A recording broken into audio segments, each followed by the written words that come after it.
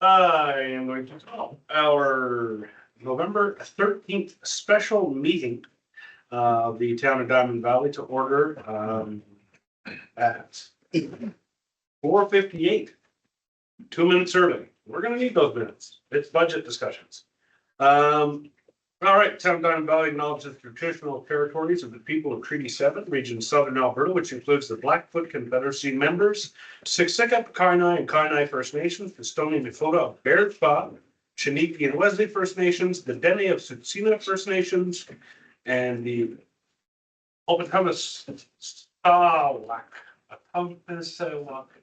I got it one time and I haven't got it this time. I'm gonna leave it at that and say Métis Region 3.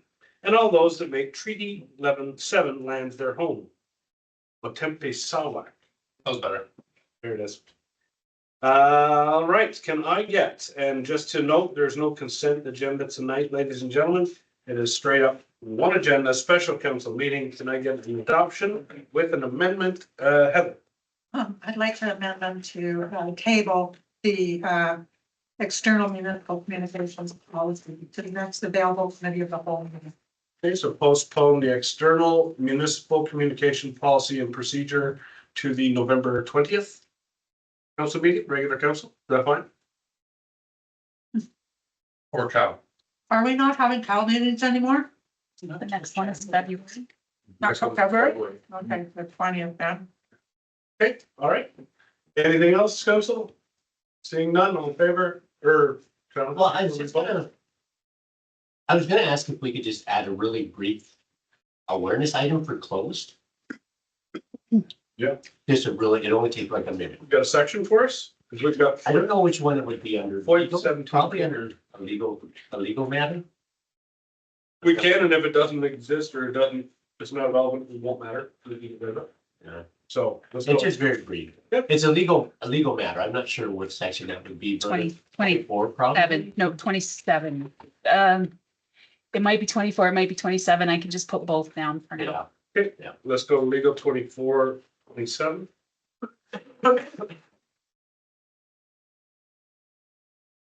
Okay then, and anything else? Seeing none, all in favor? And that's carried, thank you. Yes, please. Get a motion to go closed at 5:02. Under sections personnel matters, FOIP 17-4 and legal 24 and 27. Any questions? No. All in favor? That's carried.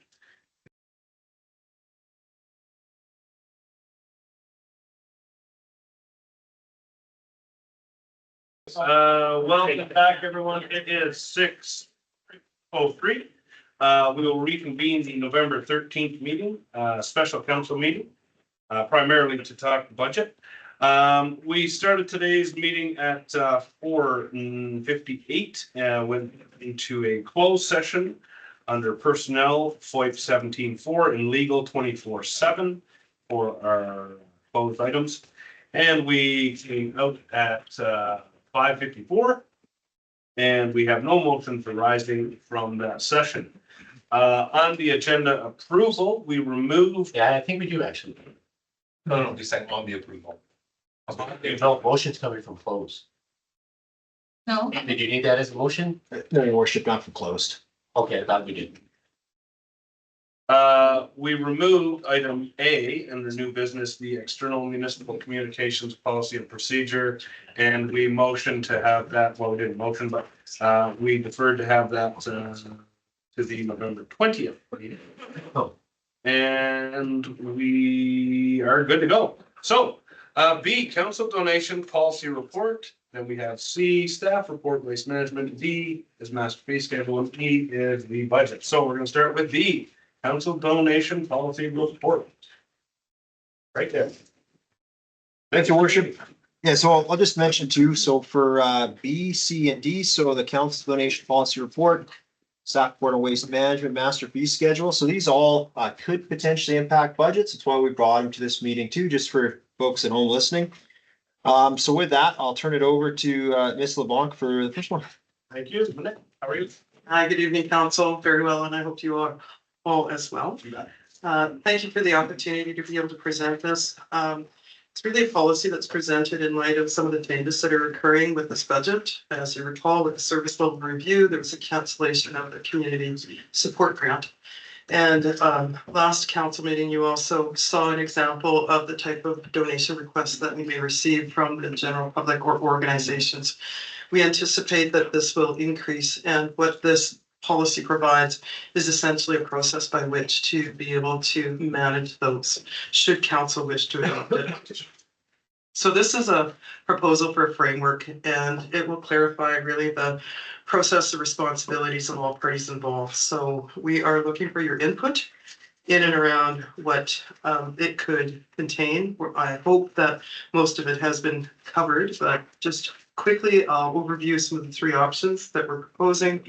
And it's one or the other, not any of the combination above.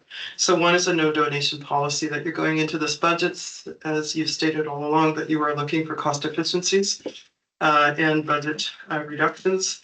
And this would mean that any request for additional funding over and above what would currently be available to them through the municipality, which is primarily FCSS funding, would not be entertained, and it would not show up in a council meeting. It would also be vetted by the CAO at the time of the agenda. Second one would be that it's a restricted donation policy. And as such, the criteria would be that you would identify those particular agencies, organizations, or projects that you wish to donate to. You set aside an amount, and it can be either based on a projected surplus, which we have had in the past years, and base it on that as an amount. Or you actually assign it to the individual GLs, which would mean the departments. In the past, you have mentioned at least three of them, which included the Diamond Valley Chamber of Commerce, Search and Rescue, as well as COP. And there may be others that you feel are requiring any special attention. SCARS is also amongst that. And then the selective donation policies. So it would be only those organizations with projects and or fundraising efforts that benefit, in the opinion of council, the entire community. Now, again, that may be vetted through administration primarily first to be able to provide an opinion, but otherwise it would be something that council would actually entertain, which is a new form of a community support grant, but it provides some process. I'm going to assume that you have an opportunity to be able to review the content as a policy in the report, and I leave it open for questions. Thank you, council. Heather, lead us off. Manik, in the 2024 budget, what was the total community event or community Support. support grant amount? So that I will ask, thank you for the question, first of all, and through the chair. I do know that the community support portion of it was 25,000, the balance of which I believe added up to 40,000, although I would like to confirm with my colleague, Mr. Jeanette, and it was to cover the cost of STARS, and I believe that there was one other that was under the direct control of council. Perfect. And then Correct. what in option 2, when you say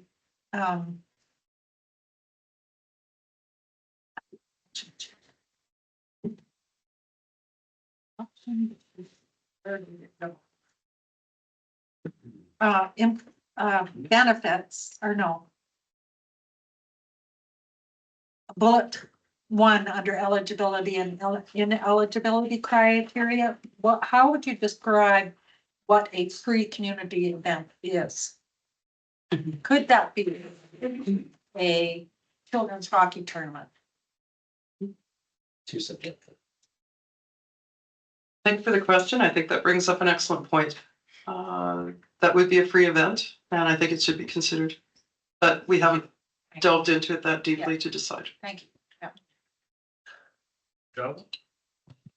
Yeah, thanks for this report. And I know it's been challenging since I've sat on council, and even more so this year, it seems, with all the different requests we keep getting. I'm really leaning towards option 3, to be quite honest, the selective donation policy, where we identify the groups. And this would be why, when the ones that you've identified, I would say at least the first 3 would go into our emergency services budget. And I would look at our fire, our chief that oversees that. And I would love to see him allocate on an annual basis and that become a regular budget line in our emergency management team. Diamond Valley Chamber of Commerce as another one identified would be our economic development, which we have budgeted. We have a specific budget line, as we'll see in our operating budget. And one could even argue that the Sheep River Health Trust could go into our emergency services because it's got a health link there in some way, shape, or form, though it'd be minor. I would prefer a selective donation policy where we have identified these eligible organizations as listed here because we have supported them in the past and we want to make sure that's ongoing in the future. And as we're really looking at using our tax dollars wisely, I think that's where we get the best, I don't want to say bang for our buck, but I said it, so I'll stick with it. Excellent. One of the ones that we just approved last meeting was $1 per capita for the Foothills Country Hospital as well. Yeah. And I know Hazel was gonna mention that. So, you know, that needs to be in as that final line, just right alongside stars as well, right? But Brendan, I'll let you follow Jonathan's mindset there. Yeah, I'm on the same page as Jonathan. All these here are critical. You thought, or you brought exactly what I was thinking there when you talked about the chief, and how those first three sit right there. You know, perhaps, you know, we get a lot of requests from like the high country hockey and some of those other groups, and perhaps instead of using like a dollar amount, we're able to subsidize them with some free ice time or something else to that extent that doesn't have to be considered in the budget right away. But I'm on the same page as you here, Councilor Gordon. Thank you again for this. Great too, Mike. I know exactly where you're going, Mike, so you can just wait, because we already did the free time versus money back and forth. We did that before. But In theory, it Say that. in theory, it sounds good, but there's still a different budget line there. The item. Okay. to make it cleaner, just to give them the money and they can rent it, and then it's Oh, it's the paperwork Okay. is clean. But Hazel, go ahead, and then I'll comment, and I think we're.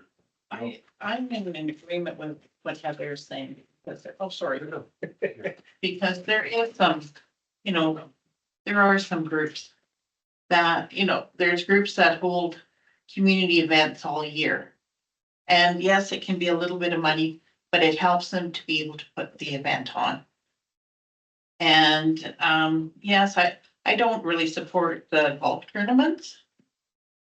I don't agree with that. But I think it has to be open for everybody, be able to approach the town to be able to receive some type of support. Okay, thank you. Brendan and Heather. Just quickly here, and while I agree with that, for me, it's like the staff time that's gonna get eaten up with some of these applications, so maybe I just lean on admin a little bit, you know, how much would, maybe it's only an hour to consider some of these things, maybe it's a little bit more. Maybe Monique or CAO Davies can speak to that too, because I don't want them to be looking at 24 applications just because we might consider it, if it's gonna eat up 40, 50 hours out of their schedule. Heather, and then I'm gonna go. Thanks, Brendan. I think that that's a good point. And I think that if this policy and procedures tighten up, it never has to come back to council again. Right. So that gives it gives staff the opportunity to approve these and not take up so much time, because when you have to write an RFD, bring it into us and we say, okay, yes, yep, that's good. But if it's staffed in stone, kind of, that frees up staff's time. So Yeah. good point brought up. I do also like option 3. However, I worry a bit about kids recreation, and I think, you know, when we start taking things away from recreation, especially for our youth in Diamond Valley, what are we offering to people to come to our community if we start cutting some of this stuff out that is actually promoting our community in many ways? If you've got a hockey tournament going on, those people are bringing, you know, 4 or 5 teams from different towns into our community. And unfortunately, they don't have a hotel. That would be really nice because then they would stay in our community. But they do eat in our community and they do go to shopping downtown when there's different things going on and not being able to support them. So I mean, if it is something as simple as saying, if it's a youth outside of school sports, because that should be, you know, like we keep getting all of this stuff, and sometimes I think the school board should be supporting these more so than the municipality. So I'd like to see something like, maybe it is just an ice rental, but that's written out as like there, that's what our staff could say, yes, that's fine, Up to a right? certain point. Up to a certain point, dollar amount, right? And maybe only so many a year, like, we don't have to support every single one, but when it's a tournament that maybe is bringing in 5 different towns or something, or like provincial curling. So anyway, that's just my thoughts. Yeah, I've got some thoughts, but I'm gonna let Nick have a response first and then I'll lay mine down. Thank you. If you'll allow me, I'd like to go through, there's 4 points that I heard, and these are really helpful for me to understand where council's at. But I would remind you of a few things. The service level cuts that occurred to events were not accompanied with any kind of transitional funding. Therefore, we're asking groups from the community to step forward completely on a volunteer basis without any support from the town. They would be forced, therefore, to come to town to council with hat in hand to request that they be supported in approximately the same way that perhaps it was funded in the past. That somewhat defeats the purpose, because the idea behind it was that we would remove ourselves both in staff time and expense. It's 1 point. The second would be that if the option of allowing everyone coming to council is selected, then you will extend the time that it takes for council to have to consider all of these requests without any formal application process. If it's placed on town staff, now we're having to choose between perhaps an ice carnival and a hockey tournament. And that goes back to the community support grant. Additionally, with the RFDs, it does require additional time, but you're still having to allocate funding to be able to consider this. Option number 3 is asking council to select which ones it wishes, because it won't just be the hospice, which by all means it's supported and it's a very worthy cause.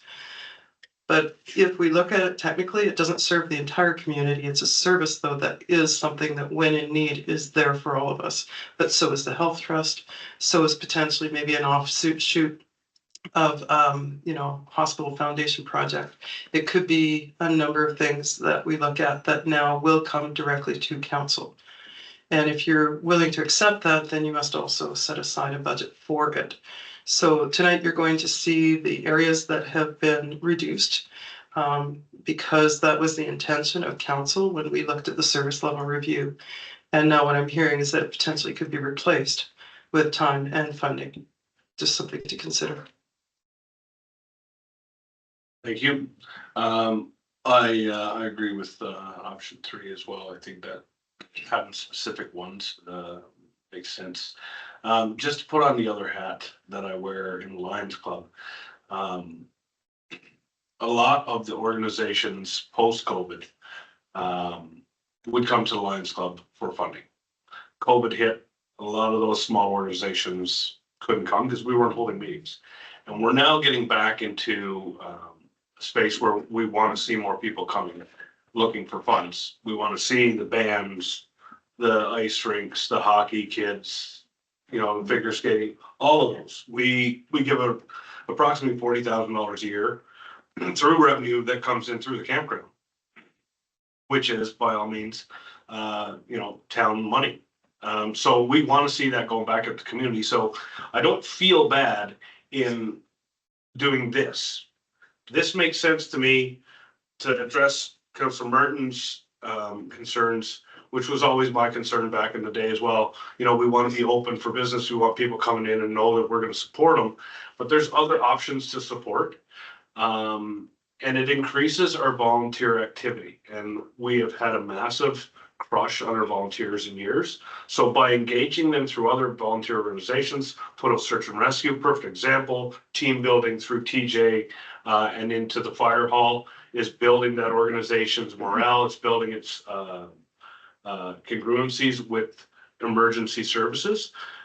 So we want to see the same thing on our other levels of volunteer organizations. So the more we can encourage them to reach out to other spots like Foothills Lions Club, for example, it just starts to grow the volunteer base back that has been decimated post-COVID. So this is a good start for me. I'd like to see funding go to specifics from council so that we have a budgetary line item, and then encourage through our ability as elected officials in the town to be people connectors. The Chamber of Commerce, as Jonathan Gordon has mentioned, copious amounts of time. We need to empower the chamber to do the things that chambers are supposed to do. And that's where we need to try and help. We need to try and help put the cogs in the wheels where those wheels turn, not in our house where we don't necessarily do it, but because we're expected to, we'll do our best. So I hope that point was made. I'll go Jonathan Hazel. You know, and thanks so much for the discussion thus far. One thing that kind of just clicked as we were talking about it, what would be most effective, in my opinion here, would be actually option A or option one, the no donation policy. And then it would be on us to ensure that the ones listed in the option 3 are actually denoted as receiving funds this year. And that would be an ongoing budget. So there, we remove the extra staff time, as our CAO and Vinik has identified, which we wanted to see done when we did those service review. And so it would behoove us then tonight, as we go through, to identify each of these departments. We want stars. I think we're all in agreement that we want the 5 or 6 that are listed here. And we denote those in the department so that that's full budget control is ours as option 1 is presented. So there's no staff time to receive applications throughout the year. Now, speaking of Foothills Hospice, really what we should have done there, as Councillor Holiday identified, was the delegation comes, we hear it, and we say we're going to add it as a budget discussion. So we add it as a budget line, not subject to an application and then extra staff time. That is the right process moving forward, in my opinion. Well said. Hazel. I'm just gonna ask for clarification. So Monique, if we were to choose. Oh, no, I'll rephrase it. So for, say the seniors team, volunteers team, a group could apply to FCSS or to be able to receive funds to be able to host those events, correct? Yes, thank you for the question. That's really great in terms of framing up where we are able to support. So we have notified all of the former community support grant recipients that FCSS funding is available. Now, the criteria is fairly restricted, but nevertheless, that would fit perfectly into what would be eligible. And I know that those conversations have already been had. So FCSS will dive in where it can. The other limitations, regrettably, is that we typically only take in applications once per year. If there's an opportunity to do a second sweep, then we try to, but it really depends on what is budgeted. However, those 2 are examples that we have reached out saying that these particular components of those events would qualify, and please apply, because we are trying very hard to find some replacements. Thank you for that. Thank you for the question. Very good question, to identify those other sources. Again, another source that we actually get funding for that goes into the community where we want it. Yeah. And there's a process and a committee to handle it. And maybe I'm just throwing it out there, maybe it's the applications are twice a year for FCSS, just as a breakout, just to something like that. That's committee could talk about that, but I do like where we're going here. Heather, and then I think council, we've wrapped this up. We can move on, Jonathan. After our discussions, I kind of am falling back to option 1. Yeah. With denoting that the emergency services budget would take over like STARS and that, and maybe community services for Sheep River Health Trust and economic development for or the other. So, and knowing that, the seniors tea, et cetera, could be covered under FCSS, and then the Lions Club is going to come back into, helping support our youth programs and potential events. So that makes me feel a lot better. I'm really a strong supporter of youth recreation, and I wouldn't like to kind of push back on that too much because, like, our kids have little enough to do in these communities without having to leave them. So I think that I'm okay with option one if, I mean, we can change it next year if it's really being that restrictive. Or we can do a budget change. All right, Councillor Gordon, I believe, the floor is yours. I guess I'll make that motion then, that we go ahead and move forward. What I mean is a motion. And since Siri, what's in English? Maybe that's Alexia. I don't know. That's odd. Thank you, Siri. That will be a strict, I owe pizza, don't I? Strict no donation policy, option one. And really this works forward with what we've been talking about the last several months about making sure we're brilliant with the basics as a council and administration. It does fit our strategic priority of excellence in governance. And so I would move forward with that, making that denotion as identified by Councillor Thompson, that the STARS Air Ambulance, Citizens on Patrol, Foothills Search and Rescue be included in our emergency services budget, and the Diamond Valley Chamber of Commerce be included in our economic development budget, or line item, I should say, and our Sheep River Health Trust being included in our community services or community support budget item. And Foothills Country Hospice. No, that's already in LCS. Yeah, that was a one. Oh, did we get that up? Yeah. Did we wrap that up? Yeah, we, Yeah. Okay. Yeah. For a new bill. No, Yeah. just want to make sure we had it covered for this. Yeah. And just speaking quickly, I have to agree with Councillor Thompson. This is a policy that is easily amended and we can review it as needed. So. Okay, we had great debate there, great motion. Love how we came around full circle on that. Any further debate, discussion? Excellent, all in favor? And that is carried, thank you. Thanks, buddy. Thank you, Phil. Thank you. Council Floyd, jumping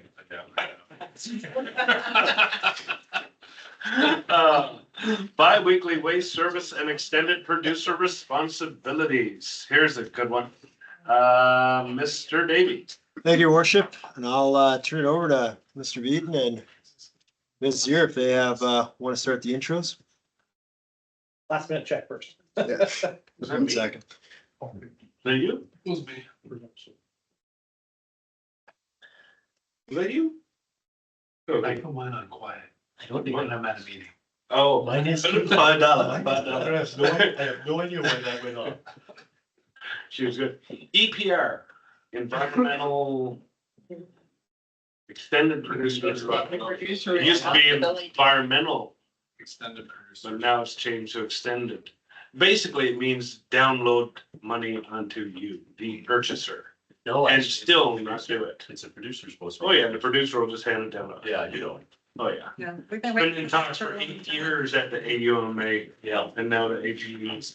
So, Mr. Beaton, tell us all about the garbage. Thank you. Good evening, council, mayor. So I have a staff report here to update council on what EPR is,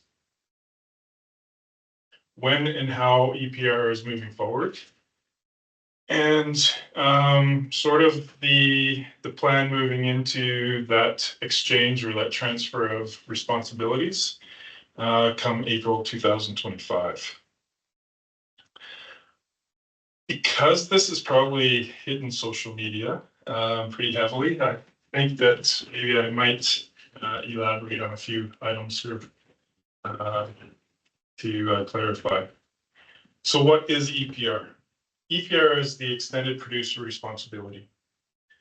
It's a provincial policy that assigns producers greater responsibility for the end life management of the products they introduce into the market and encourages innovations in product design. This is an endeavor by the province to enhance environmental responsibility among producers, promoting sustainable product design and shifting the burden of waste management. So you're absolutely correct. The province is deciding to push all of that recyclable materials responsibility of management, or at least the cost of that management from municipalities, from the home users, or sorry, the residents of those municipalities onto the producers of that material. And you're probably correct, that will just extend to higher costs of materials or products. Currently Diamond Valley's curbside waste services of 3 streams agreement with the town of Okotoks. So 3 years ago, 2.5 years, about 3 years ago, we moved to a model with Okotoks. They provide our waste services. 2 years ago, we introduced the green and the blue carts along with that program. So we were working with the landfill commission and the town to try and regionalize waste services to better enhance our airspace at the landfill, to create a common service that's understood by all municipalities that are using that landfill within the region. So we didn't have different programs in different municipalities. And so among other things, we also looked at moving to that service agreement with Okotoks to reduce our expenses and costs of providing that service in-house. With the introduction of the EPR, we feel that, sorry, let me back that up a little bit.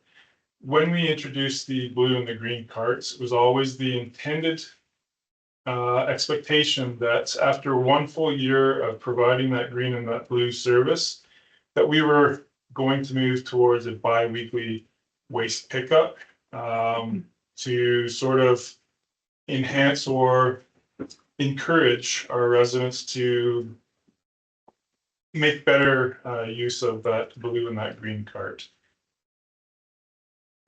Every year, well, twice in the last 3 years, we have performed this waste audits of the waste, the recycle and the organic carts.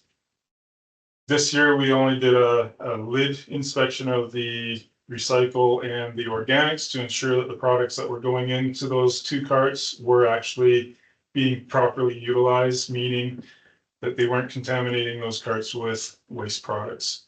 So then we took 130 waste carts, random from the community. We dumped them into a big pile down in our laydown yard, and a brave team of 6 people painstakingly sorted all of that material, weighed it.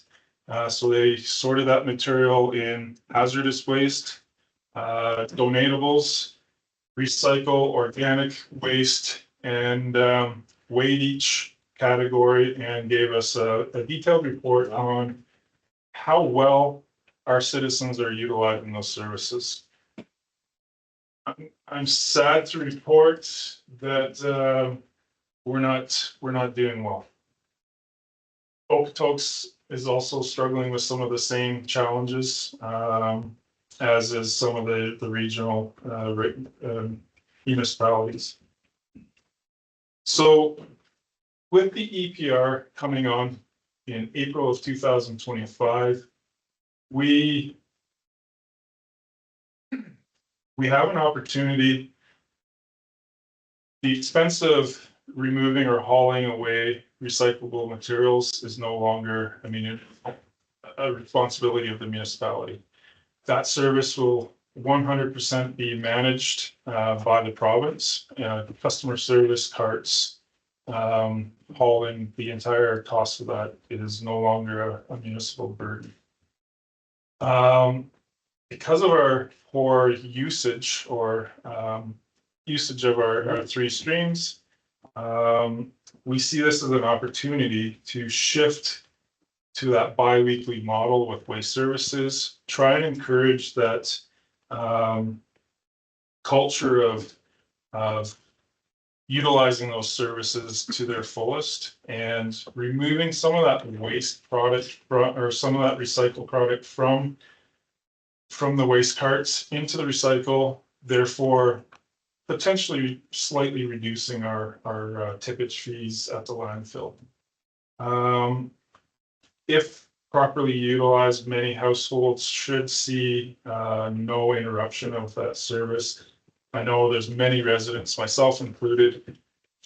I only need to put it in my cart probably every 3 weeks just because I sort my materials accordingly. So that's sort of the premise behind this. I know there are some challenged homes with large families that may find this challenging, but despite that, overall, we should see a cost savings by transferring to a bi-weekly model, seeing our recycle taken over by the province, and diverting materials to other streams. I think in summary, that's sort of where I could leave it off. We could talk about some of the financials. Just summarize this by simply stating that there could be a 23% decrease in our expenses based on this model. Well, you're the first person in years to tell us. No, that's fantastic. We've read the report, and I do find it rather bizarre that people haven't bought into the program after the complaining of the lack of recycling for years and years and years, and when we finally implement curbside, then people don't use it. So it's very bizarre. But I know people that refuse to recycle. They say, I'm throwing it in the garbage, I don't care, and I don't want no stinky compost on my counter, and I don't care. And I'm saying, well, you're really setting a great example for your kids. So good for you. But so be it. I'm not a saint by any standard, and I've definitely crossed the line of putting plastic into the wrong container from time to time. Jonathan, go ahead. Yeah, thanks for a detailed report, and thank those 6 individuals for the sorting work they did. That would have been a wonderful task. I have a strange question. So a phenomenal amount, 49% of materials found in these black carts were organic or compostable, however you want to pronounce that. What's a consistent item that was found that should have been placed in? Because I mean, that's a huge amount. So I'm kind of thinking that residents are assuming, well, I can't put that in the green bin, but yet it's organic or compostable, so that's where it should be going. So what did you find? Items that the average resident might be thinking that belongs in the black bin? That's a great question. Through the chair. I have pictures, and I was on site for multiple times through the day checking this process out. Food is the single largest non-yard waste item in those carts. During the spring and sometimes in the summer, most residents utilize that for their grass clippings, leaves, that kind of stuff. But food was the biggest item. It was weird. You'd find whole packages of meat that, for whatever reasons, might have spoiled in the fridge or just tossed into the garbage. Maybe freezer burnt stuff, but yeah, there's a lot of food in there. So, and I'm actually surprised by that, but not surprised, because over time, as food decomposes, it kind of stinks. And so that, as you indicated earlier, there might be comments on Facebook, and indeed the might is sure there is. And one of the concerns with a bi-weekly pickup that I've heard from residents is that black bin will smell if it's every 2 weeks sitting out there. In reality, if the items are placed in the green bin, you won't have a smell issue for the most part, because what's composting, or what's decomposing, I should say, would be those organics. So that kind of encourages me. However, in the winter time, would we be only doing green bin every other week like we are now? Would that continue? Correct. Through the chair, we would maintain that seasonal schedule for the organics, simply because people just aren't using enough of that container space through the winter months. Now, another challenge, and living in different communities, I know one of the communities I lived in most recently, they had the 3-string like this, but what they did, they were actually a little bit more, I don't want to know, draconian might be the right word, where they got rid of the black bin. And they mandated that everybody use see-through plastic bags for their black bin material. And the garbage pickup team, if they saw anything in that see-through bag that did not account, they weren't picking it up. They left it. Oh, yeah, that's where I come from. Ontario does it that way. Very, very strict. And, you know, I'm getting messages from people saying, boy, you guys are forcing this, you're being vindictive with this approach. I'd have to say, no, we're not yet. I mean, we don't want to penalize people for putting the wrong items in. And in reality, our trucks are designed with cameras. They know exactly what's going in the back, and our bins are tagged, so we know who is putting in what. And we could, I mean, I'm not suggesting we do that draconian measure, but at the same time, we have to be serious. I want you to highlight for us, I know maybe others on the landfill commission can add this as well. But can you speak to the challenges with our landfill? You mentioned the extra airspace, but when organics are placed in the landfill, that creates its own issues. So can you speak a little bit more in detail about the challenges when these materials are placed in landfill? Yeah, absolutely. Through the chair, I can't speak right now to the challenges of the landfill. That would be more appropriate for me to speak with the manager of the landfill and sort of pick up on that. But airspace is always an issue, and they're comfortable with it at the moment. But as time goes on, environmental challenges become more strict. Getting more land for more landfill becomes stricter. Landfills contentious subject in many different areas. So utilizing that space that we have to its fullest and correctly, so that the right materials are going in the right places. We're not creating a lot of gas or natural gas that comes or emits out of those landfills. Methane, right? Yeah, methane, sorry. And you know, those are the challenges off the top of my head that any landfill will be dealing with. And you're absolutely correct around the comments with our waste bins being picked up by the trucks. We know each house, which every cart's got an RFID tag in them. We know where it's being picked up from. There's multiple cameras on every truck, so that when we're tipping, we kind of get a sense of what's coming into those carts. Okotoks does a random lid inspection, so that means they just walk around. They have someone that walks around on garbage or recycle or organic bay. They pop the lids. They're looking to see if there's contaminants in those bins. And we currently put notifications to those residents that are regularly abusing those carts. So we're actively doing that now, maybe not to some of the extremes that those municipalities you were speaking to. But as restrictions become more challenging, landfills become more difficult to expand, I could see that becoming more of a normal environment. Thank you. Hazel. So Jonathan, I'm on the landfill commission, and our organics is very minimal. And there's a new organization that just opened up. It's called Catapult Environmental, and they have started taking our organics. And I believe ours, yeah, in Alderside, and I believe ours goes to Calgary. Currently, and we're hoping that we can start transitioning to Alderside, which would further reduce our trucking costs. I guess for me, and you did talk about this, Craig, it's families. And especially, you know, families that have toddlers and babies, diapers. And Organic, that should be going into the organic bin. absolutely.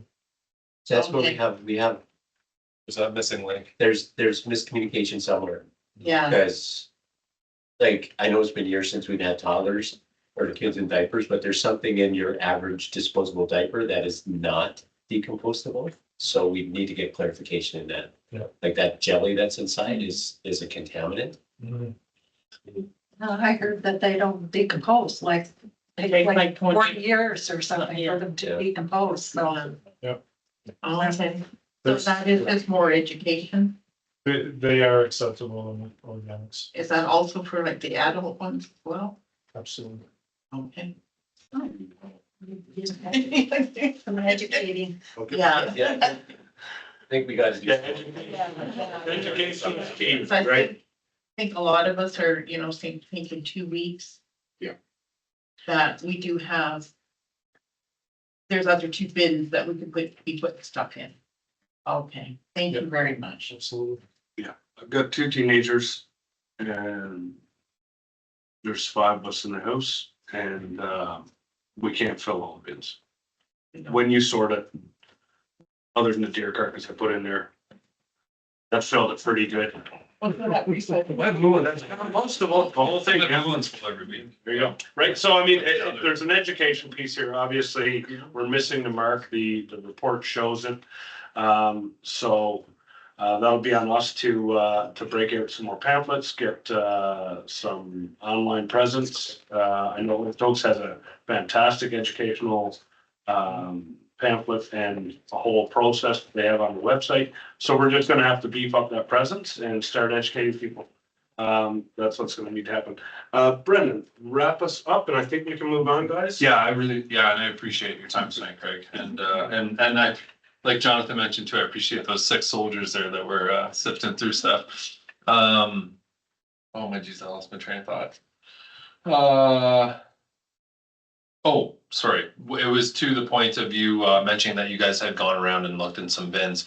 I think, if we're back at the same position with similar statistics next year, we're gonna have to look at some different types of enforcement. And I'm not necessarily leaning to the Ontario, New Brunswick thing, but fines. Like, there's gotta be something in place because this is essentially leading to higher tipping fees for us if we're not doing, if members of the community are looking at stuff. So just wanted to throw that out there. I appreciate the work. Last word. Our higher power isn't making any more land. I just have to say that. And I know one person that has a carburetor. And most of their organic foods go down that carburetor, so we're treating that stuff on the other end, so, like, whatever. I think this is great news, actually, that this program's actually being initiated. Thank you, Greg. Can I just, sorry, we were just Googling back here. Yeah. Cannot put diapers in Okotoks. We just didn't want that to be misinformation, so we have. Oh, Yeah, thanks for saying that, because I didn't know that. I think all of us were kind of, I was doing, we gotta love Google, right? If So- anyone has ever Yeah. taken a child swimming and said, oh, I think I can sneak in here with just a regular Cause diaper. that'd be the worst offender. You quickly learn that the regular diaper is not good in water. Yeah, and just in case the mics didn't pick that up, the regular disposable diapers are not Not. to be placed in your You're green not. bin, please. Scoop You're it not. out first. Scoop it out first, yeah, let's not do that. Yeah, but you can scoop it out because the waste Dump it is into an the toilet. organic, and you could put that Dump it in, into the toilet. or put it in the toilet. Some parents do that, honestly, there are some that do that, so, yeah, public service announcement, All right, there we go. no diapers in the compost. Sorry. Okay. Moving on, master fee schedule. Mr. Davy. Hey, your worship. So, the intent here is for council to review the master fee schedule in conjunction with the operating, draft budget presentation.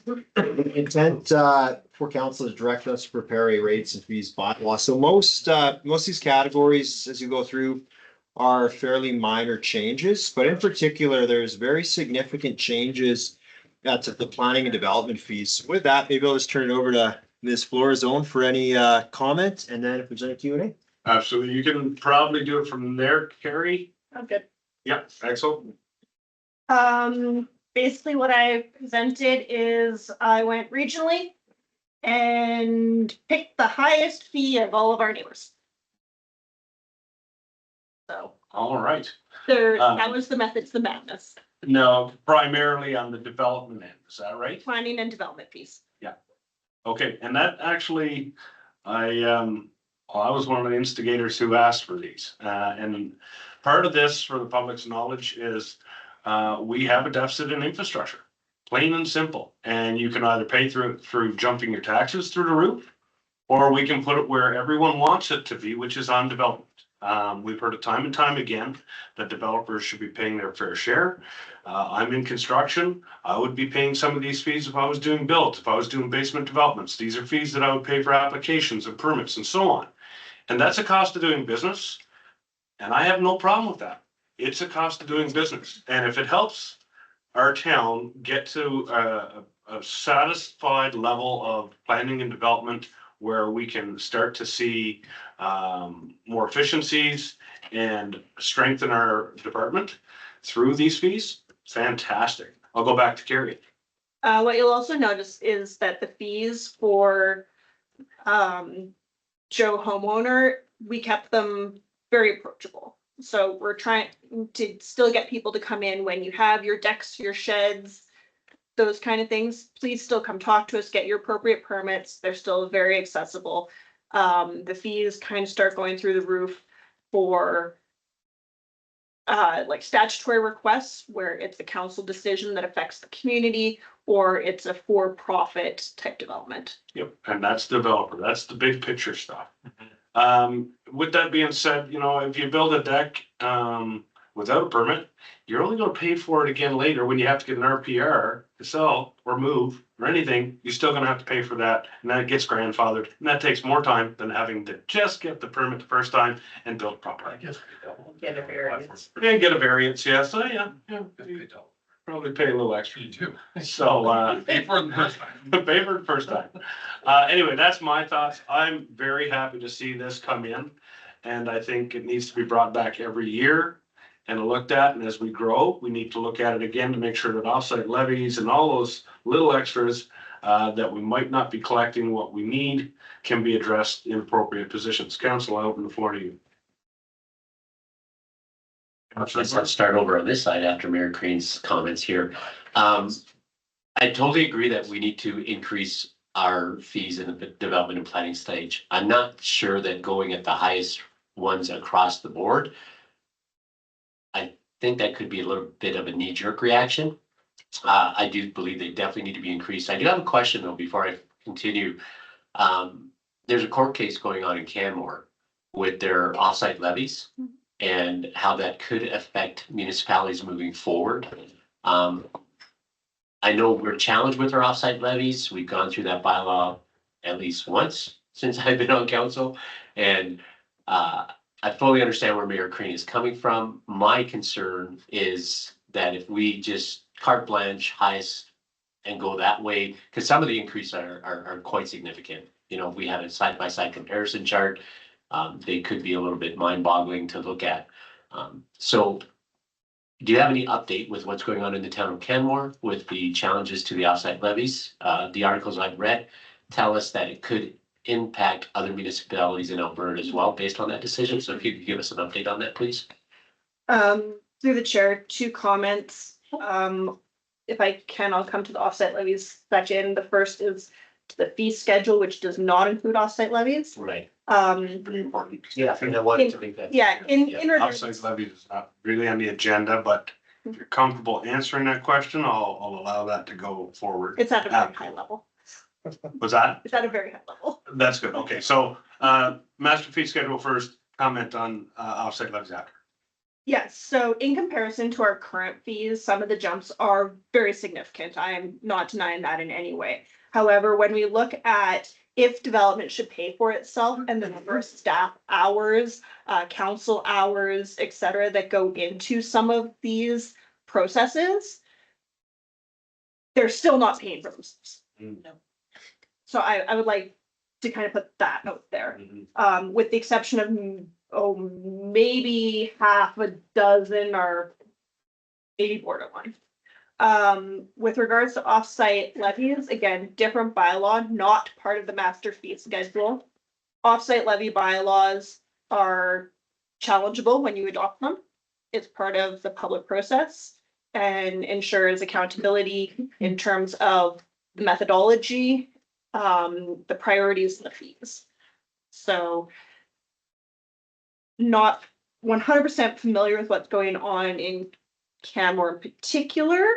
However, the offsite levies is something that at some point the town of Diamond Valley will need to address and harmonize the methodologies that were used on the Turner side and the Black Diamond side to define what the projects are, how we came up with that criteria, how we came up with the benefiting areas, and at such a time that that bylaw is written, it will be challengeable by the public. Okay, thank you. Mr. Davy. Thanks, your worship. I just want to mention too, with the master fee schedule, so sort of the philosophy behind it was, if you would, developers were having a discounted rate for the last several years. And with this now puts us in the upper range of all the other municipalities. So that's sort of where the pendulum is shifted, but we're not above other municipalities. We're just at their higher level for all of our peers. That clarifies it a bit too. Well, I think that's important because we're growing. We're attractive. We have excessive interest in our community and the developments that are being proposed. So it's important that we do meet those requirements and match. I'll go to Brendan. Just quick thing too is, just going along with what you just said too, is we want serious developers to come here, and when they commit to the community of Diamond Valley, they're ready to build. Yes. They're not just coming here to buy a piece of land, sit on it for 5 years. You know, these are serious fees, and that brings forth hopefully serious developers, and it gives some serious applications to our planning department, and when they look at them, they don't have to turn them back 3 years later and say, wow, we've been working on this for 3 years and there's no shovels in the ground. So. Yeah, good point. Very well said. Very well said. Heather. And thanks, Carrie, for doing all the work. I'm just a little confused. Is there not a water wastewater bylaw? And does it have fees in it? Because I don't want to see fees in both. Because then something will get missed down the road. Currently, the water wastewater bylaws are still separate for the two former towns. We aligned the rate schedules and replaced them in those bylaws. I am working on a new one, so the rates will come out of there. And be only in the master fee schedule. Yeah. Perfect. Thank you. Gotcha. Good question. And I'm wondering that myself. Good one. Hazel, any comment or you're good? If not, we can move on. Did we want to vote on this one? Just a comment, Yes, please. credit cards, do we charge a fee for a surcharge? Should that not be listed here in the master fee schedule? Good question. No. If I could answer that. New car license, what? No, yeah. Credit card surcharge. Yeah.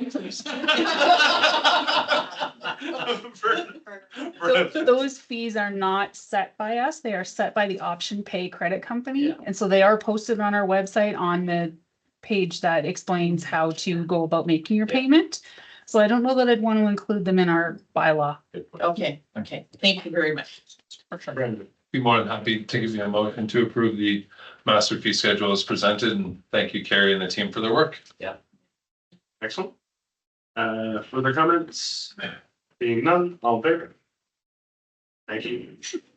Bring it back. So Just a backtrack. kind of missed the directing administration to prepare the rates and fees bylaw using the master fee schedule. Did you say that? No. No, I didn't. He said he went option. Accepted as presented. Actually, one option, Yeah, sorry, I think so. just say amend that motion to include. to include option one. The council directs administration to prepare a rates and fees bylaw using the master fee schedule as presented with the effective date of January 1st, 2025, to be brought to council for consideration on December 4th. Is I that do so have a much question. better? Yes. Yeah, We don't that's wanna what Go I ahead. do have a question on that.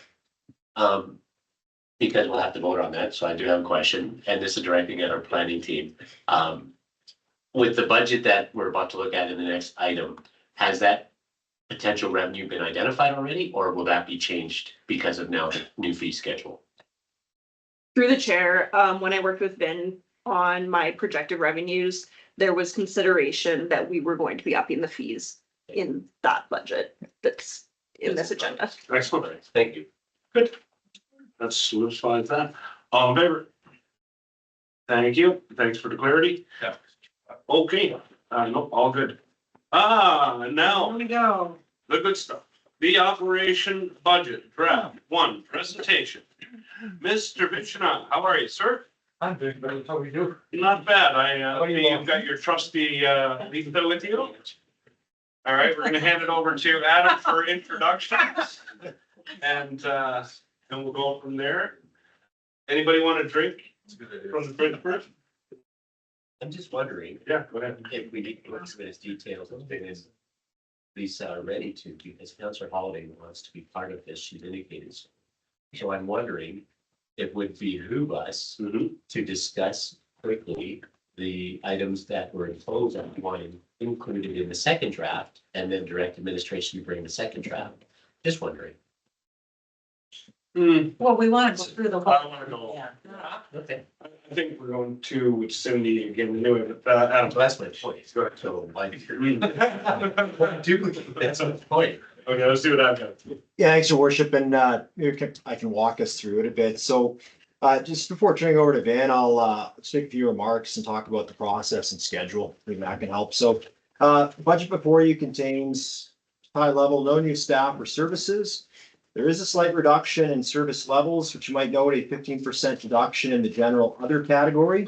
But just a few other things. Now we're paying for 70% of the RCMP contract. I just want to clarify there too that everyone in Alberta is now paying that. So even if there was no amalgamation, both previous towns would have started paying that. This has just happened at the same time. But this is now year one of where we're getting that impact. And for context, that represented nearly half of the proposed increase. Other things to note too is other inflationary cost drivers that are similar to many households and businesses and other municipalities. 27% increase to our insurance, 13% increase to utilities. Here's a big one too. So in 2024, as a newly amalgamated town, a lot of our service providers froze the rates to determine how this would look moving forward. To give you some context, with those frozen or those rates now being unfrozen, we're seeing a 118% increase to our WCB premiums and a 16% increase to our benefits.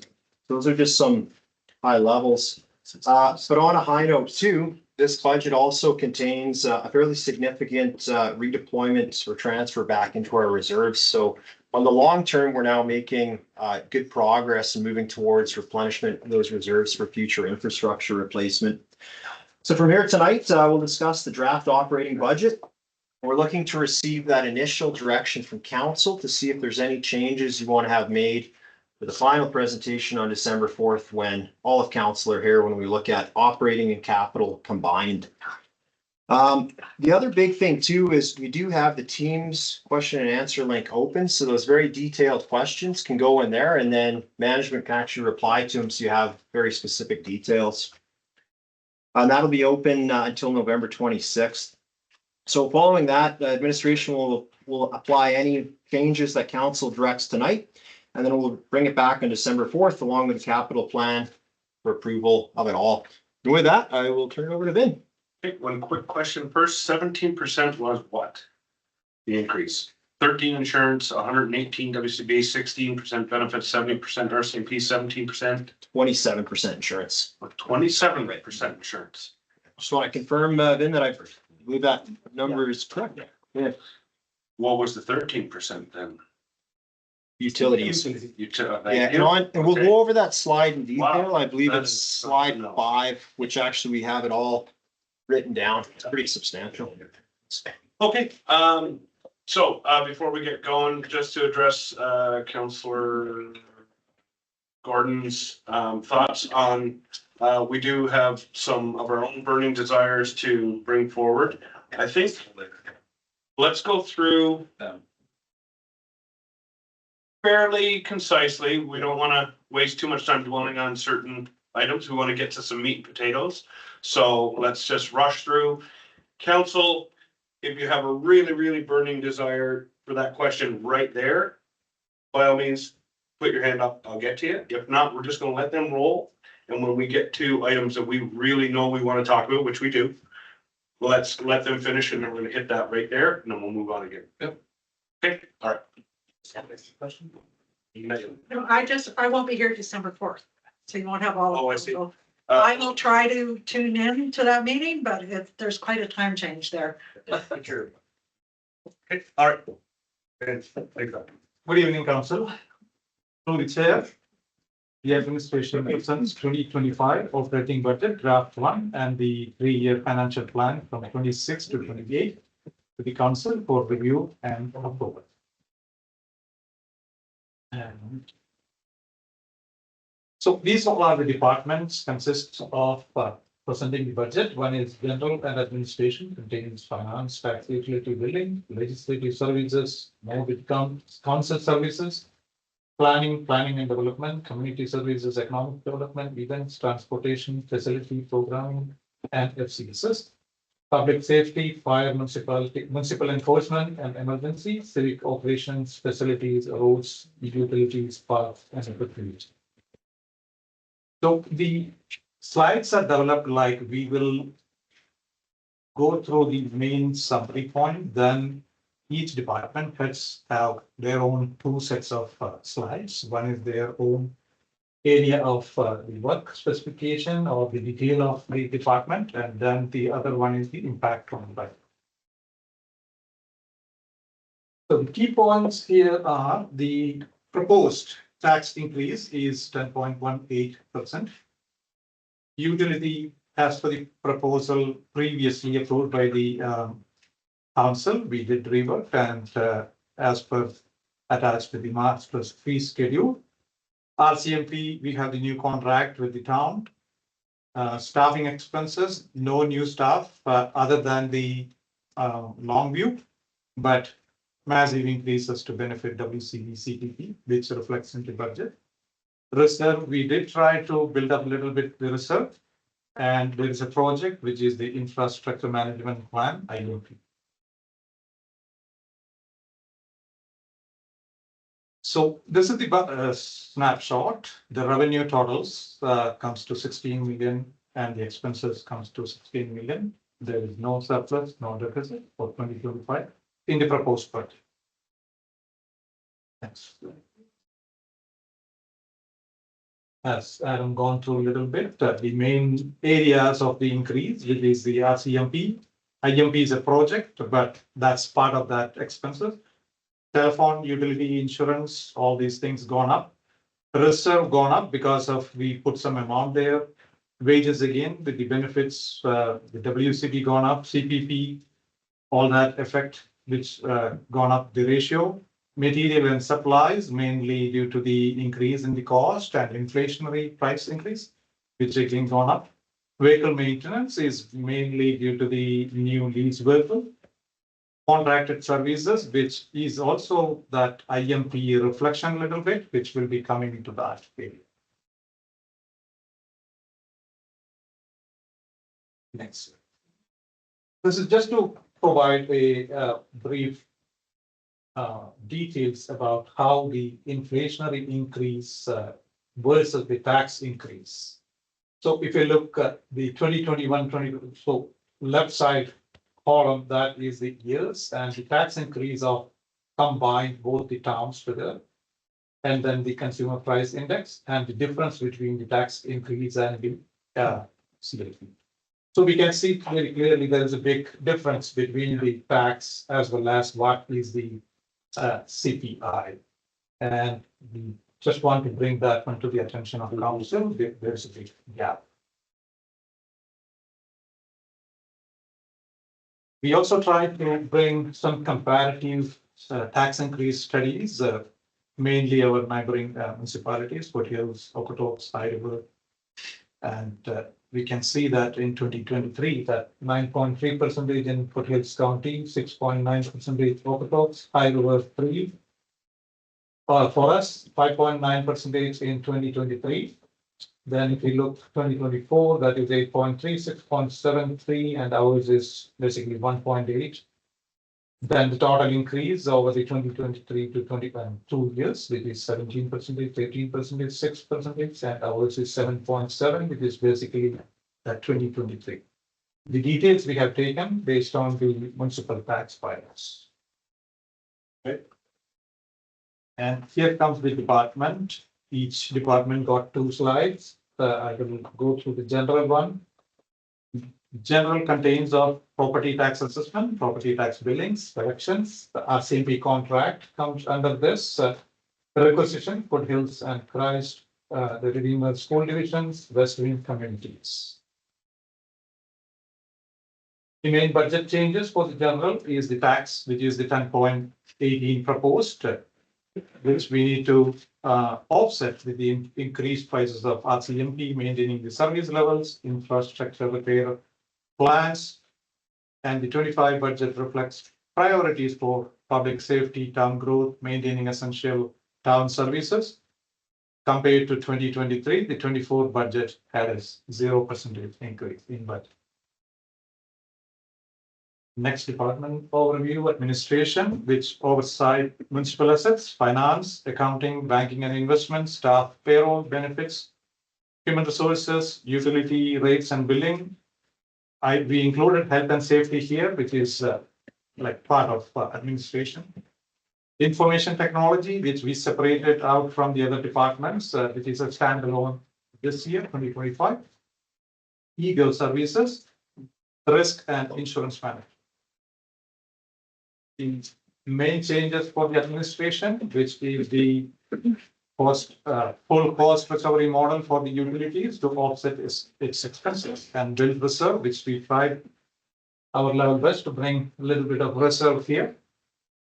Yeah, so that's the main areas, and then I will leave the next slide to Verna. So council's budget is the legislative services budget. Your duties and your responsibilities and municipal purposes are all set out by the Municipal Government Act.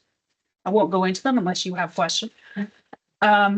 Your budget changes in the proposed budget accommodate the fact that 2025 is a general municipal election year. So those costs have been incorporated, and we have removed the community support grants from your budget for 2025. Thanks, Verna. We'll turn it over to planning.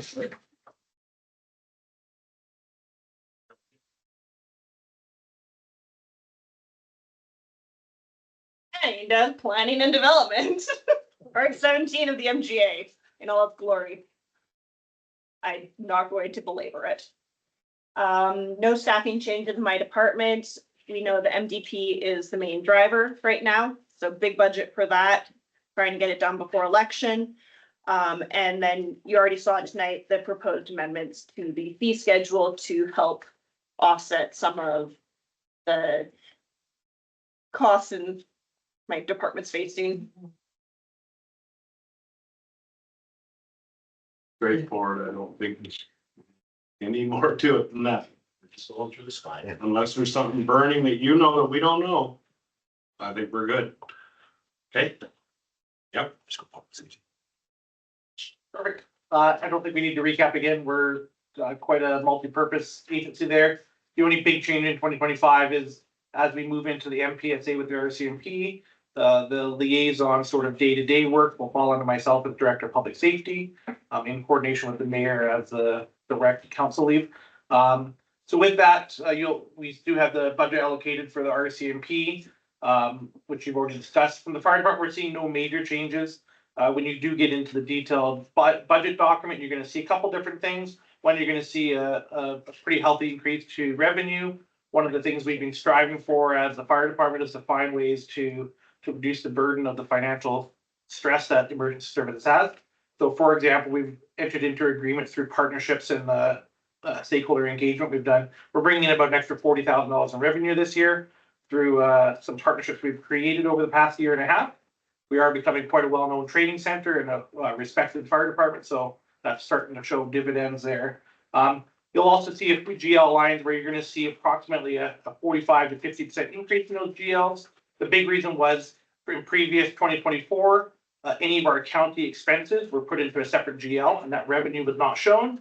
The auditors have suggested that we take both that revenue and expense and show it within the fire department GL. There anywhere you see an approximate 45 to 50% increase. It's not that we've suddenly increased it. It's that we're now showing it in that GL line, which you'll see the offsetting revenue in the revenue section. Emergency management, we've lumped that in the fire department really for the most part, so you won't see any major changes in that. Municipal enforcement, we do have the additional CPO, which is a cost neutral change to that budget. And there is a small increase to vehicle maintenance for municipal enforcement as we have quite a drastic need to replace a vehicle there that's already been towed 3 times in the last 2 months. So it's desperate need a replacement. So there's a small increase there. Otherwise, it's fairly status quo. And we're working with administration to see where else we can find efficiencies before the final draft. So. Thank you. I'm gonna go Councillor Gordon first and then Empty. I'll hold you to it. Efficiencies before the final draft. That you heard it here. So you'll have 6 on this panel, making sure your feet are held to that fire. Just for public awareness, because we are on this slide, the budget allocates over 640,000 for our RCMP. Now, have we confirmed how much we're getting in the provincial grant to offset that? I'll defer that to the CFO for. Not yet. We haven't identified that yet, so we will try to get some reply from the province. Yeah, and the one reason I wanted to highlight that, as our CAO in his prelude mentioned that when we go back to 2021, 2022, the amalgamation negotiations, we were given a number that is not even close to this. And that's province-wide. It's not just our community that dealt with that. So it's the province. So yeah, wonderful. Yeah. And I wanted to bring one more thing in the public safety department. Even though we did mention the CPO for the long view, we haven't included that one in the budget. That will be presenting in the next. Excellent. And I'll bring up the other one later. All right, to you. Monica. Thank you for the opportunity to present to council this evening. I think most of you are aware with regard to the responsibilities and scope of work that we have within community services and recreational programming. So this, we would cover everything except for, of course, the management of the facility operations themselves. And we are transitioning into a more customer and efficiency focused type of system that's ongoing, and that is in the works as we speak. The rest of it, the highlights that you'll see in this year's budget is that the council service level direction has been incorporated into the budget. So that's resulting in decreases within FCSS economic development and the event programming events. Some of that we discussed already. The Sheep River Shuttle Program and Transit will remain in 2025. There will be a full report submitted to council by December 4th or at that meeting. We are just waiting for a few final confirmations on some of the information, at which time you'll be able to make some decisions. The pool and arena fees have increased by 3% on the pool, and then $5 for the primetime youth and adults, as had been agreed to in the past. The pool, there had been a request by council to come back with some suggestions regarding the subsidy program. I can advise that we would suggest a $2,500 allotment to the budget, which would then, in terms of the overview and oversight and management of that program, would be internalized, and we would manage it here as opposed to making that part of the Okotoks contract. The Okotoks contract runs differently. That is the one where there's an 80% coverage or subsidy, and the balance is paid by the qualified applicant. The issue, though, is that there is no ceiling to that. So it was very difficult to be able to maintain any of the cost control involved in it. However, with this, it would allow those that are income challenged and our local residents to be able to access pool fees for a very affordable price. Additionally, there is the continuation of the campground. We were advised by the Foothills Lions Club that they are unable to be able to manage operations this year. However, they will consider it for following years, and we'll look to council as we go forward for any further direction on that. And then, of course, the community support grant, although it fell under legislative services, one of our areas as well in terms of operations, and that will be removed, allowing for more time. Any questions on community services recreation at the time? Sure. We'll have a further discussion next time around. Okay, good. Good. Ben? All right, civic operations. So civic operations includes building repairs and maintenance, as well as our fleet services, but recreation, so operations of the arena, pool, spray park, campground. Parks, utilities and roads. Roads, it's important to note that the storm management systems fall under the roads department, not utilities.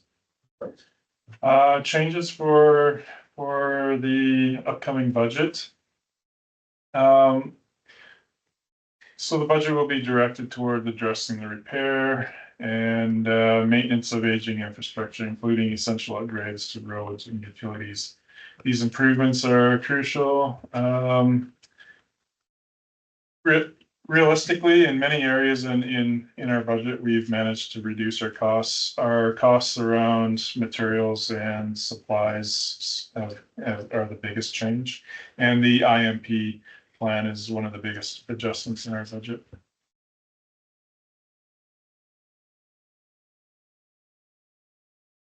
Thank you. I will. But Lisa, go through the next slide, the next things, yeah, next couple of slides. So these next two slides are just to differentiate between budget and tax, as your percent changes are not the same. I think the most important takeaway is that the change in the property tax does not equal percent change in the budget, because other revenues can fluctuate, so the property tax has to make up the difference. So it's determined by the expenses the town has and the difference in the revenues, the other revenues. So a budget can have a 0% change, but still have a property tax change.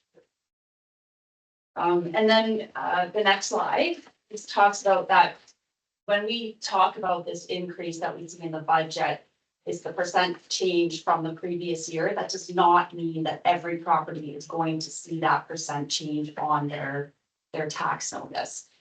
There's some factors that go into that. We'll have the commercial and residential split, which is determined by council, and that will be determined based on our assessment numbers, which we don't have yet. The trend from what I'm understanding from our assessor is that we will see residential assessment increases more so than non-residential, similar to what we saw last year. But once we have that data, which will be early next year, then council can determine the split. So that percentage is an overall increase that is needed. It does not mean that each house is going to see that. And the other really important thing to consider is that there is no such thing as an average house. So, when we talk about tax increases, and this is kind of the average increase, I mean, it's just not, that is a bit of an oversimplification, and it really depends on individual properties, changes in assessment compared to the changes in the town's overall assessment. Thank you. It's a snapshot of reserve. We have the balance in operating reserve 2.6 million, balance amount in capital reserve 5.4 million. Total comes to 8.128, and we were planning previously to take the $500,000 from the reserve to compensate the IMP project. However, when we approached the province, they told us that we can include that one into our LGFF. So Excellent. we previously put 350,000 into the LGFF grant, which was showing around 300,000 roughly, the balance, which will now change a little bit. So full 500,000 is taking it out from the LGFF, and that 300,000 balance will reduce to 159,000 in the grant. Okay. Now that means this, in that less proposed reduction from reserves in 2025, which will be only 100,749, and we are trying to add the proposed reserve, which is 798,088. in this statement, which is showing 8.3. However, that will be 8.82 with that 500 adding back to this. Right. That could be built. Yeah. Offsite levies, no changes, which is again 2.4 million. Next slide. Double check. Was that, where, yeah, okay, thanks, Ben. Is that going into operating or capital from LGFF? From LGFF grant. Yes, so it's going back into capital. No, so that's a grant. Okay. And IMP is coming into the operating budget. It's into the operating. Yeah. So that's not coming over capital. Yeah, perfect. I was thinking about some of the things we spoke Yeah. about last week. Yeah. We did put there in the capital budget to show that reduced amount in the grant total to make sure that we are actually looking that. Thank you for clarifying. I was thinking about that $177,000 sewer upgrade down the road from here. That's good. That's good. Okay, excellent. So far, no changes in the. I just want to clarify this one a little bit because when we talk about debenture, the community of normal people, they will not understand what it is exactly. So the debenture is like a mortgage. When we take the amount, we need to pay over the years, the balance, whatever the remaining in principal, plus the interest over the period. Normally, it can be defined as 10 years, 5 years, 20, 25. So there is a big interest piece associated with this. So we need to be really careful when we talk about taking the debentures. It's exactly like a loan or mortgage. That says, I will give the next slide to CEO. Thanks, Ben. Thanks, your worship. So just in conclusion, before we go into Q&A, I just kind of want to emphasize that budget is council's primary paramount policy. So when we talk long-term strategy in that, everything goes back to budget. Budget really drives everything. Strategy, plans, logistics, capacity, you name it. So this really is the bread and butter. Budget 2025. Like I mentioned before, there is no new staff or services. And as we've noted, a number of smaller services have been cut or reduced. But I do want to mention too, that really our short, mid, and long-term outlook really does suggest, like other towns, that we're going to require substantial funding to maintain existing infrastructure and services. So we either have to increase our revenue or increase taxes or lower services over the long term. Now, there's a couple things unique to Diamond Valley that other towns may have. And the biggest one is we lack an industrial tax base, right? So there's only so much a residential tax base can bear. And I think it just always is a good reminder for residents and staff alike that what's unique in Diamond Valley, we might not have the financial means that other towns with large industrial bases have. So it's very much about trying to live and operate within our financial means. Thanks, worship. Thank you. Council. We have some pre-existing thoughts that we would like to bring forward. Councillor Gordon, why don't you start us off? And even before we go into what we discussed in close, because that's very relevant. I've mentioned this before. I had a notice of motion that we didn't entertain because of time constraints. I'm a huge fan of zero-based budgeting, right? And making sure we have that moving forward. But what helps me if we don't have that in its place is to look backwards a little bit to make sure that moving forward, we've got sound judgment being made. So a few questions, and you may not have them tonight. So if you could provide them to council over time, over the next little while, that'd be excellent. Well in advance of December 4th. 2022 pre-amalgamation, what was our actuals for both towns in our operating? What did we actually spend? Do you have those numbers already? Not right now, but we can. Okay. And then I'd like the actuals for 2023. Okay. And then if possible, and I'm going to rely on the CAO here because I don't want to make extra work on this next one. I'm a huge fan of knowing what the one-time operating expenses are that are put in each year's budget. I know we had some items in 2023 that weren't spent. Not sure if they were carried over, how they were carried over. So one-time expenses for 2023 and 2024, if we can identify that. And the goal in this for me is to identify what our baseline budget actually is. And that helps me to understand exactly where our financial picture really is. And it's, you know, and I said I'd hold our fire chief's feet to the fire, but I think we're all in the same boat here. We want to make sure we're as efficient as possible, as CAO has mentioned. We have one tax base, and it's very difficult when 90% of our tax base is residential. So the closer we can find that baseline, the easier we'll be moving forward. Thank you. Your worship, I can just speak to the last item. I think a lot of the large one-time operations is very doable. So, you know, for example, we had MVP 2024, Yeah. infrastructure Exactly. management plan 2025. I think we'll be able to provide those. Yeah, and to, if I can share my philosophy in that a little bit. Last year, we held our budget increase to 0%, but we still had one-offs. So it's kind of a misnomer to say we had a 0% increase at the same time when we were adding one-off expenses. So it's really wise for us to be able to communicate to the community. This is how we have sound fiscal governance, how we have sound financial planning moving forward, that we're not just throwing numbers against and hoping something sticks. So the more we can be detailed in that report, I would love it. Thank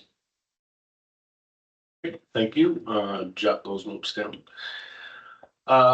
Hazel, you're staring intently. I was going to go into a conversation that I wanted to bring up about training, unless you have something over here. I just have a question about insurance. Yeah, sure. 27%, that seems like a lot. And I also understand that really the town probably doesn't have a wide selection of insurance providers. That's correct. So we are tied up with an agreement with our insurance provider. So if we need to get out from that, we need to provide at least 2 years of notice. So it started from 2023 when we got amalgamated. Saying that there was no much increase that time, it was very nominal. And they wanted to make sure that 1 year turnaround, how it looks like with the claims and other related matters. Right. And with the best of our ability, as well as with the communication with the insurance company, we got that percentage and we put that money into the budget. However, if we get any correct data before we produce the next draft 2 in December 4th, if there are some changes, we can definitely improve that. Okay, thank you very much. Yeah. Thank you. Heather? Ben, would you say that we're perhaps underinsured? When a deep dive was done into different things that have come to light since we amalgamated? I think that we likely were underinsured. Thank you for bringing that. Yeah, definitely we can look into that. The best of with my knowledge. So what we did is 24 and 23, versus of the 25, we did try to get the schedules with the insurance. And we all gone through with our schedules and we corrected wherever the best we can. So at least some of the asset list, not 100% I'm talking about, at least the percentage, around 90% is good now. Yeah. However, if you look really the risk assessment, probably that's a different area which we need to look into at a later stage. Thank you. Excellent, good advisors. Yeah, right. Yeah. Thank you. First off, I would like to thank Mr. Davey for bringing us this presentation of a 10.1% increase. And I know that sounds crazy, but that is why it's a reality. This is where we're at in the world right now. For years, we have very, very cautiously sliced the apple and kept it thin, and we're very diligent. And we looked at every little tiny budget line item and we tried to reduce for the greater good of the homeowner. But at some point there comes a crushing point. And last year we really tried to draw that line. It was amalgamation year. We had promises that we made politically. We also had beliefs that were going to be maximum efficiencies and congruencies, and all these things were going to come together. Well, we didn't get what we wanted. Some of these costs like this, 45% for RCMP, that no matter if we amalgamated or not was going to happen. But the reality, I think, that we face is a big driver last year was inflation had gone through the roof. and we really wanted to help our citizens. This year, we knew we were not gonna be able to do that, and I asked, and you asked, and Mr. Davy delivered with his staff the reality of what we face if we wanna get to that professional level of where we need to start looking. If we're gonna start building reserves, if we're gonna start building capacity, if we're gonna start attracting and retaining professional staff throughout the long term for the giant crush of development and growth that this community is gonna face. So thank you for bringing this very honest budget. That being said, it would not be my job if I did not try and trim some dollars. So I mentioned this a few years ago too, but I think now is a good time, and I think you got some information regarding these items. But training and conferences, we are presently at 259,285 for proposed. I believe there is lots of wiggle room in there, and we asked you to do a little bit of work on that. I know that up here on our side, we can cut our own throats for training, no problem. But I would ask that you look into that for our next round and really give it a deep dive. And I know you did some preliminary work. I don't know if you wanted to speak to that now, but it is definitely something that council would like to investigate. So over to you. Yeah, thanks, your worship, and if I may for a bit. So we have identified being able to likely cut this budget item in half, maybe even more, by mostly freezing conferences and non-mandatory training for council, for managers. And this would still allow those staff that need the mandatory training. So if that's for firefighters, municipal enforcement, for example, or for our registered planners as well. So they're still able to do their mandatory training, so they're maintaining their professional status. But for the rest of us, one item we could do for a year is not go to the annual conferences and not do a lot of those. I don't want to call them nice to do's. They really are best practice, but it's still look, maybe moving forward, we just have to keep this constrained and look at it year to year. So that would be one proposal that would bring down that 10.12. Yeah, as I understand it, and correct me if I'm wrong, but 60 to 62,000 represents 1% tax increase at this point. We'll just say roughly. When I say, find there some efficiencies there, I want to be very clear. Like municipal enforcement, which has, as you saw there, 4 divisions. Training for new firefighters, that wouldn't be affected, for example. That's correct, your worship. So those folks that have to do the training to do their jobs, yeah, that's on the town, will obviously continue. But for example, the annual conferences that, are industry practice, the idea here is the rest of us will take a knee for a year, and that'll drop the proposed tax increase. And that would be also dropping council's 3,000 per councillor, plus any of our training, any of our conferences as well, per diems that would be attached, travel that would be attached, which comes to about 20,000 odd. All in all, I would say, Vernon, a little more. Yeah, I'm gonna let Brendan chair here for a second. I'm not the. Yeah, give it You're the deputy. I do have a question. I got a frog that gotta get out. I'll let Brendan. Thanks, thanks, Deputy Mayor.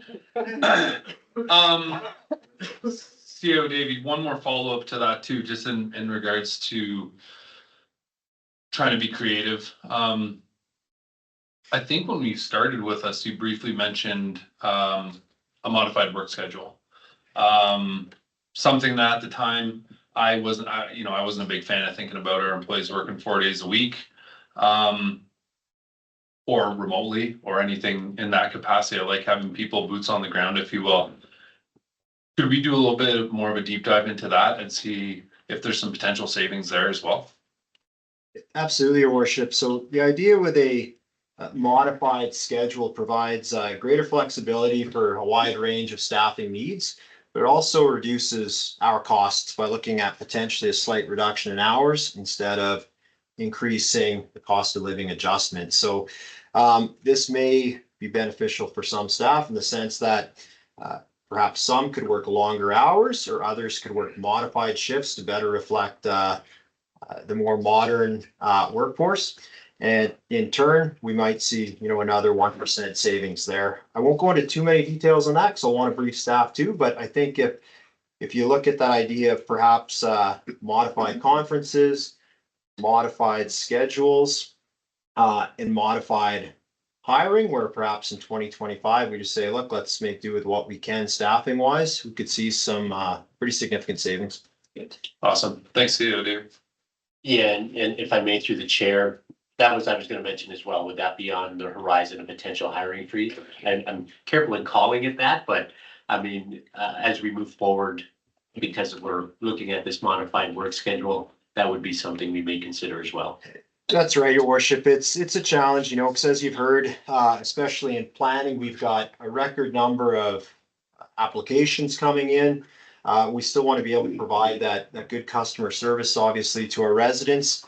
So at the same time, we have budgeting realities here. So by looking at 2025 as a pilot year to say, okay, can we make do with existing staffing resources? It may slow some processes down. On the other hand, we may have some other areas for efficiencies, but it will result in a drop to the overall tax rate. Okay. Heather Johnson. Yeah, just for point of clarity, when we have this other document, we haven't looked at yet, but it's the actual versus budget, the revenue by business unit. And then we have the flip side of that, the expenses by business unit. I had it pointed out where we had RCMP and DARE. But I don't see that itemized on or actually it is there, but there's not a dollar figure in there. Am I looking at that correctly? So on page 1 of 2 of the expenses by business unit, 1, 2, 3, 4, 5, 6, 7, 8 items down, we have total RCMP/DARE, and we have just zeros across the board. Would it not be better for us to put that in as the actual itemized amount? I'll just show you what I'm looking at. The DARE. Or is it just specifically talking about the DARE program? So that one we can separate this year Julie. However, we did put the RCMP into the general, which is part of the other requisitions. Okay. So the RCMP is part of the general. Yeah, because I like how we have it on the slide, that we have denoted exactly how much RCMP is going to be this year. But here again, talking about council's communications to our community, I would love to have that detailed in a way that's very indicative to, this is why we're looking at this such a significant increase. And by the way, I'm a huge fan on safety in the community. And that's one of our mandated responsibilities as council. So obviously, we don't like swallowing that amount, but it's a necessity. Yeah. Thank you. Mr. Davey, go ahead. Sorry, worship, just if I may too, on all the actuals versus budget, I just want to make it clear too, for those that might be following along at home. You'll note it says these were printed November 9th of 2024, 9:54 a.m. Just want to clarify though, the actuals, that's really only 3 quarters. So this takes you till basically end of September, early October. So you've got 20 to 25% more coming on here. So it's not as of November, it's as of basically end of September, early October. Yeah, well noted. I should have mentioned it. Thank you. Council, Hazel's got her stuff first and then we'll go to Heather. If I could ask a question on the FCSS. The operating grant has increased this year by $53,000. Okay. But it says like the transfer payment has decreased. And is the transfer payments to the various organizations that FCSS provides a grant to? That's correct. Excuse me if I may, through the chair, just a correction. The increase was from 118 to 123. It should not be reflected as 53,000. However, that may be on account of the increase from the town. So the higher the grant, the more we have to pay. And that's a 20% balance on that. Works out to about 25%. And in terms of being able to balance, if you remember the service level review, there was a reduction. And some of that came from the external grants. So what we're attempting to do here is to be able to use the grant to be able to manage and pay for more of these internally delivered programs. So anything that we're working on and staff wages would be included in that. Cool. So instead of $63,000 in programming, we'll be down to 47, is that That's correct? correct. Yep.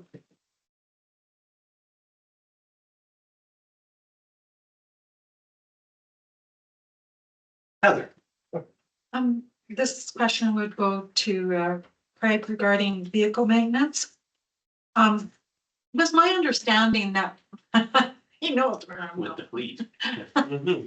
when we lease the vehicles on the fleet, that our maintenance costs would actually go down. And I do understand that the fees or the lease payments are included in this, but still tit for tat kind of thing.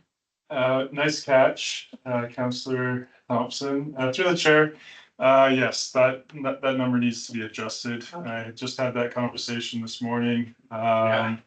Yes, those costs need to be reduced because we don't have maintenance costs to the degree that we have had in the past. Yeah, I really, thank you. Yep. Good catch. Fantastic. Thank you. It helps. So, Jonathan, do you have anything left to add? No, I think we've really hit on what we needed to, and I look forward to that next draft, so Councillor Holiday can put her 2 cents in. Mm-hmm. I want to answer one question to. Yeah, please. So if you want to go down to general. To which, sorry? General? Go down, no. Next. Do you know which number it is? I have the PDFs all open. I just don't know where to get to. I think it's revenue by business unit, the next one. Yeah, probably the next one, actually. Is it expense or the revenue page you want? That's the department, general department. So there, I wanted to show you that RCMP in and out. Okay, yeah. The grants are for that year. Yeah. Page number 37. They're not numbered. Ernest, page one Of on which document? the large. 1, 2, 3, 4, or 5? It's on the page you're on, if you type 37 at the top. I don't know. Printed in digital. Yeah. The document number for you. There you go. Which Is that the right one? page one? Yeah. Maybe. That's very one. Yeah. If you look in this, Oh, okay, under the. this one, yes, Yeah, got it. the fourth line item, operating grants, that's the grant, anticipated grants against the RCMP. We Yeah. put it in that 244,888 for 2024. And 2025, we put 183,666, which is 75% of 244. Okay, Okay. Also. oh, because that's because it's April through the end of the year, right? Gotcha. And also the expenses coming down, which is the under the transfer payment, which is 333. Yeah. 472, and the increased amount of 642, 525 for the RCMP, but both are coming in under general deposit. And that is RCMP, so my notes. Yeah. Okay, good. All right. All right. I do have another question on that, just for Yeah, clarity, sure. and this will come in with, when you get back to me on some of the expenses. Just for clarity's sake, how much have we already invested in our operating budget or included in the last couple of years with the West End expenses? On the increased expenses, how much have we already added? Do we have that number? No, nothing. I thought we had. Just our, well, I'll let Lisa answer it, Yeah. because she knows everything. She's very good. So, in your, budget number 42, you will see a transfer payment. That is the West End requisition. So, and I, if it's okay if I can just speak to that a little bit. Please do. So the West End budget accounts for the debenture payments we currently have, operating costs. So you're not gonna see that shift a ton even going forward, like it will transfer into the town's budget, but it accommodates all of those expenses. So the debentures that we currently have and the forecasted were included in in that number that is in the transfer payment. Awesome. So we're not gonna see a bump all of a sudden that we have to have a further requisition. Correct. And now the budget has not been to the commission yet. It will go to the commission. Not next, is it next week? Sorry, next week. Sorry, yeah, next week. It's gonna go to the commission. I'm saying yes, next week. Yeah, so the transfer payment that you see, this, I think it's, Is it the 1.4? Yes. On, Yeah, on thank decline, and so that's number 42, on right? budget 42. Yeah. It should be around 1.4. 1.41, I mean, it's just right there, yeah. Yep, yeah, so that does include all of those expenses already. Right on. Thank you. Excellent. So just to clarify, we have set a few directions, heading back for some revisions. So we'll look forward to those numbers. Just to reiterate, we looked at a 70% RCMP increase, 27% insurance increase, 13% utility increase, 118 God love WCB increase. And a little bit of facetiousness there. I really can't stand that.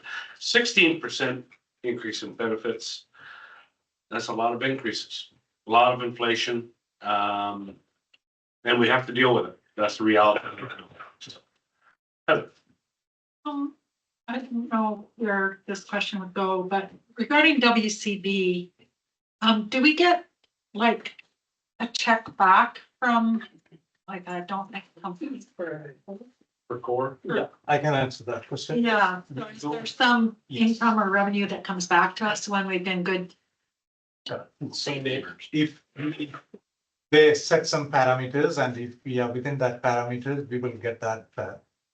In 2023, we got around 7,000. 24, we haven't received anything yet. We budgeted for 5,000 and expecting that 5,000 will be coming. The same amount we put it in 2025 also. Okay. The ratio is approximately 5% of our premium payment. I can just add on that to your worship. So the core, that's our letter grade for health and safety every year. And this year again, we very high pass. I think it was 92%. So very well done to the organization on that. But just overall with the WCB, even though that does help, the rate is very excessive. Just to clarify, yeah, it was 192% increase from 25 over the 2024 budget amount. So how many accidents have we had? Being 92% core, I would love to know how many people fell off a ladder, broke an ankle, twisted something, and made a claim under our envelope. Worship, that's a great question. I'll try to answer this generically. Yes. So in general, most organizations are seeing increases in those non-linear kinds of physical issues, broken leg from workplace accident. It's a lot more of what we're calling now psychological health and safety, and there's a lot of those. And that's really what, as far as I understand, I'm not an expert in this area, but that's what's driving a lot of these rates up. It's not just us, it's every municipality. All you can do. All you can do. Increases. Yeah. All right. Any further burning questions for this first round of budget? I'll just be clear again. We have a proposed for the public on Facebook. When this all goes haywire, it's proposed 10%. It is our job to not make it 10%, but to make it balanced as best as possible for you and our administration and the town and the future of our community. Heather. And safety.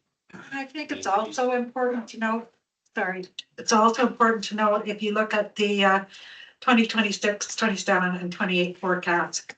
Yeah, this year might be a bigger hit for us, but then it's going to level out to that 3% per year. So as long as council of the day can keep that going and not go down to a 0 or 1%, I think that that's a very important thing to do. We got to look to the future, and to look to the future, we can't. We have to maintain a budget that will take care of things. Excellent. One other question for Yes. the CAO. Will the next draft, after all of the discussion tonight, come to the next regular council meeting? Like draft 2, or is draft 2 going to December 4th? December 4th, your worship. So the next regular council meeting, the agenda is complete because it's next Wednesday. So you'll see that on Friday. So that's a regular council meeting. The next budget one will be December 4th. And that's when you'll see both operating and capital. And just a reminder too, we do have to pass it this year, or we have to go with a temporary budget. We can get it passed, I'm sure. Well, like I say, professional budgeting, like it's very nice to have. I can tell you that. This has been very nice. Very nice to have this. Jonathan, wrap us up. Yeah, one last thought. When we talk about the increase this year compared to what we've done in past years, I think it's worth noting that even last year, where we saw increases in certain departments were essential increases. I'm thinking of our fire services. The increases we saw there with bringing forward 2 deputies, our fire chief, the emergency management, the director, very critical pieces. Even throughout this year, our planning team has done a great job in finding efficiencies to bring forward another planner, because we have to, as we've said, we have some great, awesome challenges with how many applications that they're working through. So in our fiscal management, we've actually increased departments at a relatively low cost up to this point. And now moving forward, really the pressures are, as Mayor Crane has identified, external pressures that are outside of our control. There's only so much we can do. I mean, every person listening to this knows that insurance is going up in Alberta.